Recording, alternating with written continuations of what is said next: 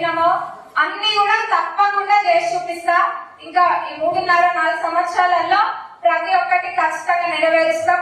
అన్నిటికన్నా ముఖ్యంగా పాలకుర్తి చెన్నూరు రిజర్వాయర్ పనులు పూర్తి చేస్తా అని చెప్పిన ఖచ్చితంగా ఈ 3.5 ఏళ్లలో చేస్తా. గతంలో మొత్తం కలిపితే కూడా 20-25% ఆ పనులు పూర్తయినాయి.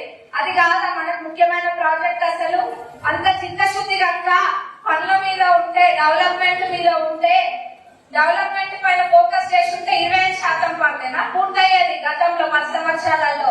ఇప్పుడు చేసి చూపిస్తాం. మీరు అట్లనే కళ్ళు ఒప్పలించుకొని చూడండి. మేము పనులు చేస్తూ ఉంటాం. మీరేమో ఎంతసేపు మమ్మల్ని ఎట్లా మాటలు అనాలి, ఆ అమ్మాయిలను చూడకుండా ఎట్లా మాటలు అనాలి, ఎవరిని ఎట్లా కించపరచాలి, ఇంకా ఎట్లా చేయాలి, అబద్ధాలు చెప్పుడులో అయితే ఇంకా బీఆర్ఎస్ వాళ్ళు పిహెచ్డి చేసిండ్రు.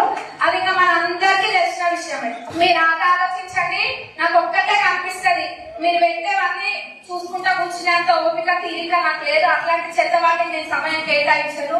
ఒక్కటి కూడా ఓపెన్ చేసి చూడను. నా కంటికి ఒక్కటే కనిపిస్తుంది, అది అభివృద్ధి ఇంకా కార్యకర్తల లాభం. అదొక్కటే కనిపిస్తుంది. అదే చేసుకుంటే వెళ్తా. మీరు ఏడ్చుకుంటూ కూర్చోండి మీకు అంత ఎదుగుంటే.